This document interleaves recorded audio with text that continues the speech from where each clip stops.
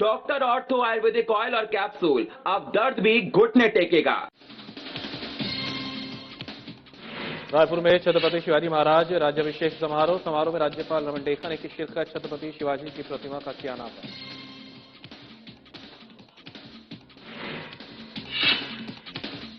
ई district सेवा को बढ़ा रही विष्णुदेव साय सरकार, 400 से अधिक सेवाओं को किया गया शामिल। मुख्यमंत्री हेल्पलाइन नंबर भी होगी शुरुआत।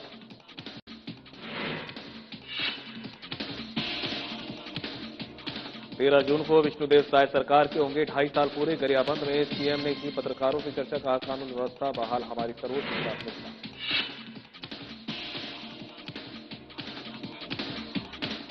गरियाबंद में सीएम साय ने की संभागीय समीक्षा बैठक। एनीकट निर्माण के लिए 7 करोड़ रुपए स्वीकृत, का छोटे किसानों को मिले प्राथमिकता।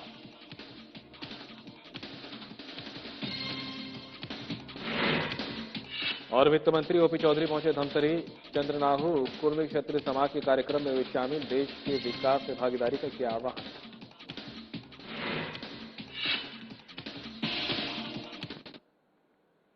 नमस्कार, बुलेटिन लेकर मैं हूं आपके साथ संदीप निरंजन सरकार। खबरों का रुख कर लेते हैं। राज्यपाल रमन डेखा ने महाराष्ट्र मंडल रायपुर में छत्रपति शिवाजी महाराज राज्याभिषेक समारोह दिवस में उनकी प्रतिमा का अनावरण किया है। इस अवसर पर उन्होंने कहा कि छत्रपति शिवाजी महाराज का जीवन साहस, स्वाभिमान, सुशासन और राष्ट्रभक्ति का द्वितीय उदाहरण है, जो आज भी युवा पीढ़ी को प्रेरणा देता है। उन्होंने कहा कि शिवाजी महाराज ने अपने पराक्रम, दूरदर्शिता और कुशल नेतृत्व से स्वराज की मजबूत नींव रखी है और करोड़ों भारतीयों में आत्मसम्मान और आत्मविश्वास का संचार किया। उन्होंने शिवाजी महाराज को कुशल प्रशासक, प्राज्ञवत्स शासक और धार्मिक सहिष्णुता का प्रतीक बताते हुए कहा कि उनके द्वारा स्थापित अष्टप्रधान व्यवस्था, संगठित नौसेना तथा जनकल्याणकारी नीतियां आज भी प्रासंगिक हैं।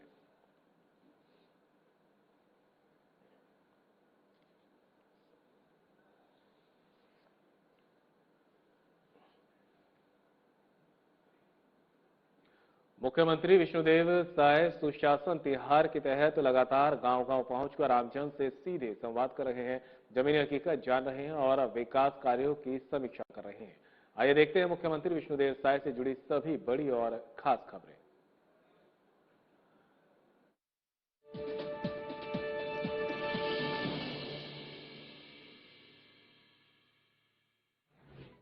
नमस्कार। सबसे पहले आज के प्रमुख सीएम अपडेट्स। सुशासन तिहार में गौरेला, पेंड्रा, मरवाही के निमधा पहुंचे मुख्यमंत्री साय। चौपाल लगाकर ग्रामीणों से किया आत्मीय संवाद। सुशासन तिहार के तहत सक्ती जिले के ग्राम ठठारी पहुंचे मुख्यमंत्री साय। ऐतिहासिक चतुर्भुज विष्णु मंदिर में की पूजा अर्चना। मुख्यमंत्री साय ने एक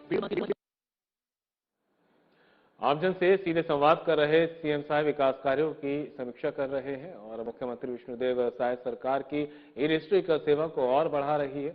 सीएम साय के मुताबिक जब डॉक्टर रमन सिंह प्रदेश के मुख्यमंत्री थे तब इसकी शुरुआत हुई थी, लेकिन अब 400 से अधिक सेवाओं का इसमें शामिल किया गया है। जनता अपने मोबाइल में ऐप के माध्यम से प्रमाण पत्र और राजस्व रिकॉर्ड घर बैठे प्राप्त कर सकेगी। सीएम ने कहा कि इसी महीने हम लोग मुख्यमंत्री हेल्पलाइन प्रारंभ करने जा रहे हैं। उन्होंने कहा एक टोल फ्री नंबर जनता के पास होगा, जिसके लिए हमारा कार्यालय तैयार है और 100 से अधिक कर्मचारी प्रशिक्षित होकर कार्य के लिए तैयार हो चुके हैं।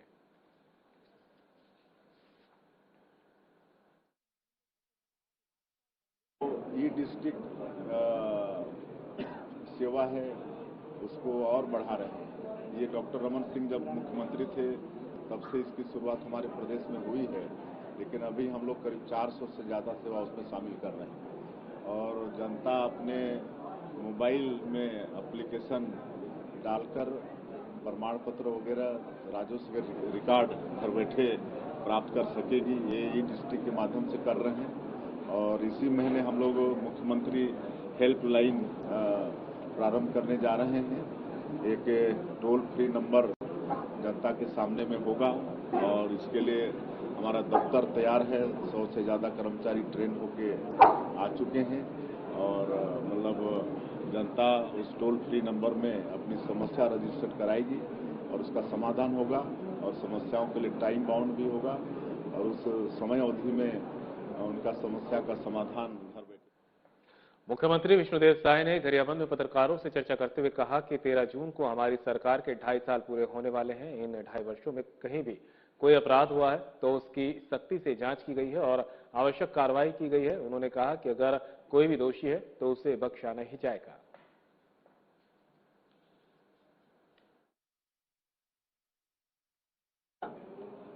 आप लोग देख रहे हैं, अभी 2.5 साल पूरे होने वाले हैं 13 जून को हमारी सरकार, और ये 2.5 साल में कहीं भी कोई भी अपराध हुए हैं, सख्ती से उसकी जांच हुई है और सख्ती से कार्रवाई हुई है और आगे भी करेंगे। कोई भी आदमी होगा, अगर वो दोषीदार है तो उसको बख्शा नहीं।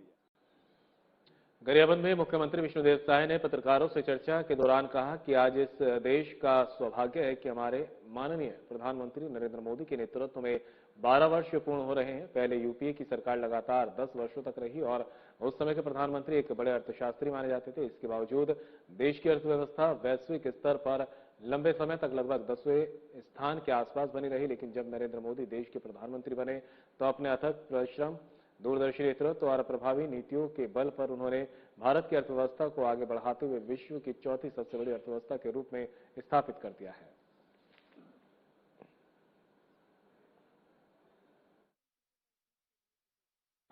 अब ये तो किसी के कहने से कुछ हो नहीं जाता है, फैक्ट चीज होशियार लोग समझते हैं, लेकिन अगर विरोध करना ही है तो भी उसमें कुछ दम होना चाहिए, अन्यथा उनका वजन ही कम होगा।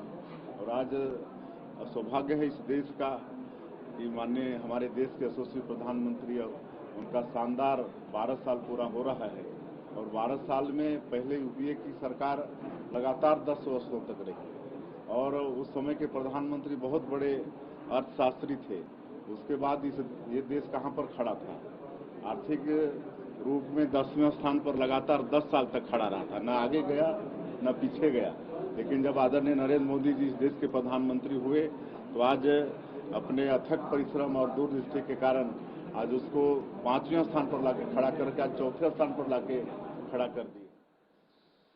मुख्यमंत्री विष्णुदेव साय ने गरियाबंद जिला पंचायत कार्यालय में रायपुर संभाग के जिलों की संभागीय समीक्षा बैठक की। लगभग 3.5 घंटे तक चली इस मैराथन समीक्षा बैठक में रायपुर, गरियाबंद, धमतरी, महासमुंद और बलौदाबाजार जिलों के कलेक्टरों, पुलिस अधीक्षकों और वरिष्ठ अधिकारियों के साथ विकास योजनाओं, कानून व्यवस्था, जनकल्याणकारी कार्यक्रमों और प्रशासनिक व्यवस्थाओं की विस्तृत समीक्षा की गई है। बैठक के दौरान सीएम साय ने कहा कि किसानों को खाद और बीज की उपलब्धता में किसी प्रकार की परेशानी नहीं होनी चाहिए। छोटे और सीमांत किसानों को प्राथमिकता के आधार पर खाद बीज उपलब्ध कराया जाए और इसकी जवाबदेही संबंधित कलेक्टरों की होगी। मुख्यमंत्री ने कृषि अधिकारियों को निर्देश दिए कि वे गांव-गांव जाकर किसानों को नैनो यूरिया और नैनो डीएपी के लाभों की जानकारी दे ताकि आधुनिक कृषि तकनीकों का अधिकतम उपयोग हो सके। उन्होंने अवैध रेत उत्खनन के विरुद्ध तत्काल और प्रभावी कार्रवाई करने के भी निर्देश दिए हैं। इसके साथ ही मुख्यमंत्री ने गरियाबंद जिले के सुपेबेड़ा क्षेत्र में पेयजल समस्या के स्थायी समाधान के लिए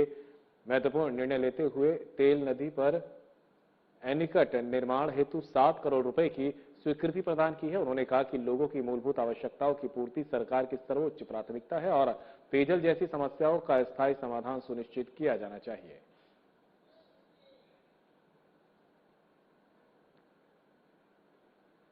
और फिलहाल यहाँ रुकेंगे ब्रेक के लिए, कहीं मत जाइएगा, जल्द होंगे हादसे।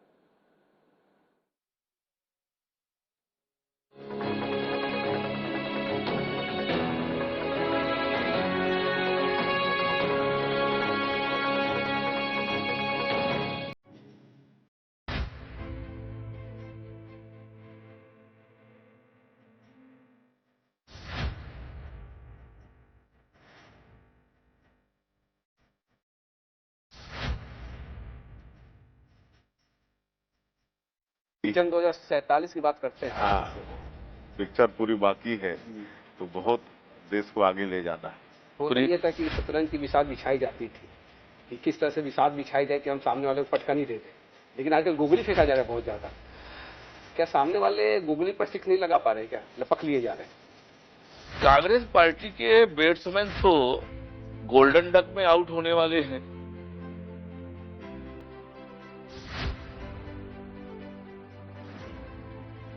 दर्शकों के लिए कुछ लाइनें जो आप बता सके, कह सके। चल संगी जुर मिल कमा बोरे करम खुल गे पथरा मा पानी ओ गराबो धरती में सोना उपजाबो। 2014 के बाद से भारतीय राजनीति को किस तरह से देखते हैं? ये 2014 के बाद से इस देश में उन्नति का, तरक्की का, इस देश के लोगों के जीवन स्तर को ऊंचा उठाने का, गांव, गरीब, किसान, युवा, महिलाएं, इनके जीवन में कैसे खुशहाली ला सकती है, अगर ये एजेंडा पहली बार तय किया है तो मोदी जी ने तय किया है।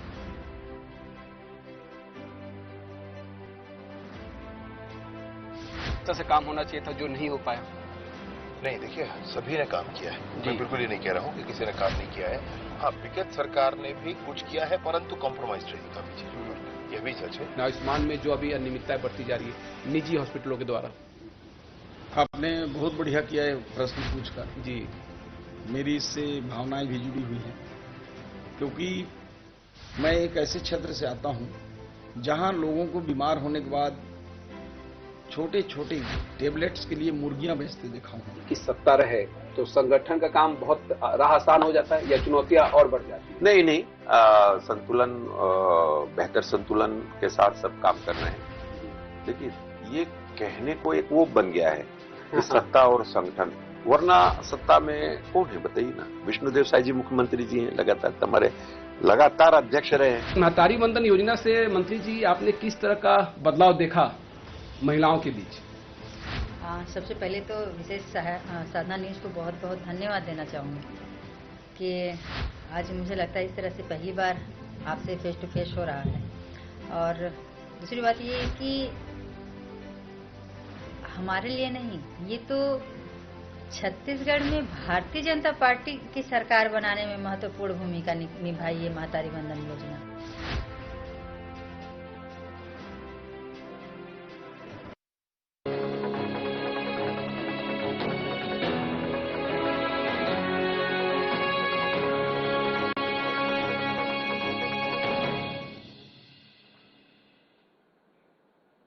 ब्रेक के बाद आप सभी का एक बार फिर से स्वागत है। खबरों में आगे बढ़ते हैं। वित्त मंत्री ओपी चौधरी धमतरी जिले के ग्राम छाती में आयोजित चंद्रनाहु कुर्मी क्षत्रिय समाज के कार्यक्रम में शामिल हुए। कार्यक्रम के दौरान ओपी चौधरी ने कहा कि कोई भी समाज तभी आगे बढ़ता है जब वे शिक्षा, संगठन, संस्कार और सामाजिक उत्तरदायित्व को प्राथमिकता देता है। उन्होंने समाज के युवाओं से शिक्षा, नवाचार और नेतृत्व के क्षेत्र में आगे बढ़कर राज्य एवं राष्ट्र के विकास में सक्रिय भागीदारी निभाने का आह्वान किया है। इस अवसर पर उन्होंने समाजजनों को संबोधित करते हुए छत्तीसगढ़ एवं देश के विकास में समाज की भूमिका को योगदान और अधिक प्रभावी बनाने के विभिन्न पहलुओं पर विस्तार से अपने विचार साझा किए हैं। ओपी चौधरी ने कहा कि भारत आज प्रधानमंत्री नरेंद्र मोदी के नेतृत्व में विकास के नए आयाम स्थापित कर रहा है। ऐसे समय में समाज के प्रत्येक वर्ग की जिम्मेदारी है कि वे राष्ट्र निर्माण की प्रक्रिया में अपनी सकारात्मक और रचनात्मक भूमिका निभाए। उन्होंने समाज के गौरवशाली परंपराओं, सामाजिक योगदान और सांस्कृतिक विरासत का उल्लेख करते हुए आने वाली पीढ़ियों को संस्कारवान एवं सक्षम बनाने पर जोर दिया।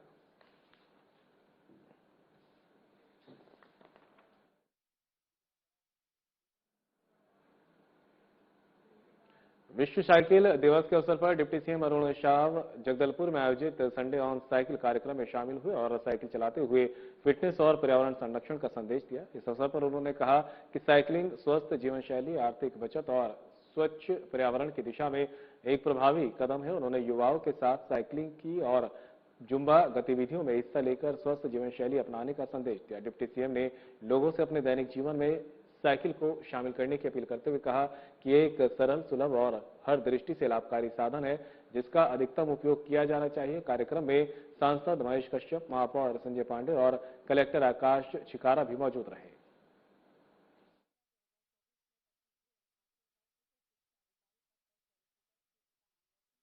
साइकिल दिवस के अवसर पर संडे ऑन साइकिल का आयोजन जगदलपुर में हो रहा है। यहाँ पर युवाओं को जुम्बा भी कराया है और ये संदेश है संडे ऑन साइकिल या साइकिल का ज्यादा से ज्यादा उपयोग करें। हमारे स्वास्थ्य के लिए भी अच्छा है, पर्यावरण के लिए भी अच्छा है और किफायती भी है। और इसलिए ये संदेश है विश्व साइकिल दिवस कि साइकिल हमारे लिए हर दृष्टि से उपयोगी है और जितना संभव हो उतना साइकिल का उपयोग करना चाहिए। मैं सभी को विश्व साइकिल दिवस की बहुत बधाई और शुभकामनाएं देता हूं। छत्तीसगढ़ के स्कूल शिक्षा मंत्री गजेंद्र यादव ने नीट परीक्षा विवाद को लेकर बेहद कड़ा रुख अपनाया है। गोरेला पेंड्रा मरवाही में मीडिया से बातचीत के दौरान शिक्षा मंत्री ने नीट पेपर लीक मामले पर तीखी प्रतिक्रिया दी। उन्होंने कहा कि देश भर के लाखों होनहार और बेरोजगार युवा दिन रात मेहनत करते हैं, लेकिन व्यवस्था के भीतर छिपे कुछ गद्दारों और असामाजिक तत्वों के लालच की वजह से पूरी व्यवस्था बदनाम होती है। उन्होंने कहा कि इन अपराधियों की वजह से लाखों मासूम छात्रों का भविष्य दांव पर लग जाता है और देश के सामने दोबारा परीक्षा कराने जैसी मजबूरी खड़ी हो जाती है। सरकार युवाओं के भविष्य से ऐसा खिलवाड़ बिल्कुल बर्दाश्त नहीं करेगी।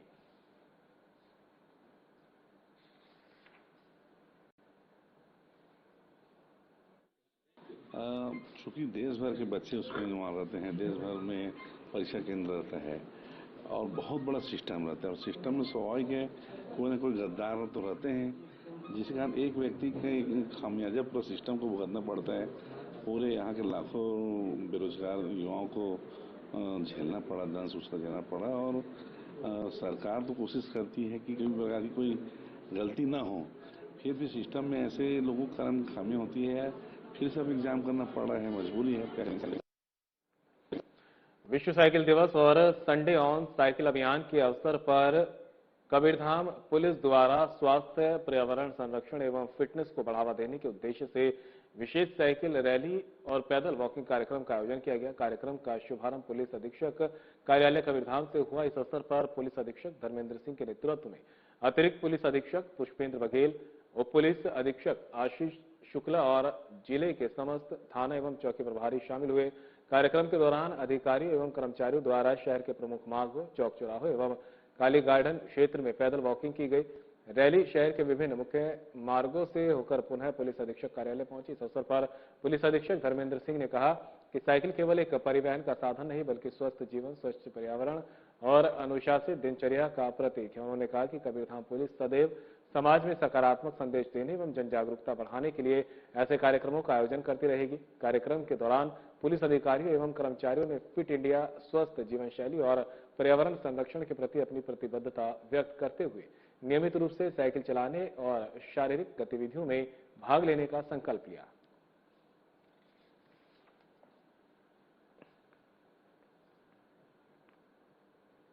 मुख्यमंत्री विष्णुदेव साय ने मुख्यमंत्री नौनी बाबू मेधावी शिक्षा सहायक योजना के अंतर्गत 10वीं एवं 12वीं की परीक्षा में उत्कृष्ट प्रदर्शन करने वाले श्रमिक परिवारों के 22 प्रतिभाशाली बेटे बेटियों को सम्मानित कर 2-2 लाख रुपए की प्रोत्साहन राशि प्रदान की। इस अवसर पर मुख्यमंत्री साय ने सम्मानित विद्यार्थियों को बधाई देते हुए कहा कि उनकी सफलता केवल व्यक्तिगत उपलब्धि नहीं बल्कि श्रमिक परिवारों के संघर्ष, परिश्रम और संकल्प की प्रेरक कहानी है। उन्होंने कहा कि उनके अनेक महान व्यक्तित्व साधारण परिवारों से निकलकर अपनी मेहनत, लगन और शिक्षा के बल पर उच्चतम शिखरों तक पहुंचे हैं, इसलिए स्वयं को कभी भी किसी से कम ना समझें।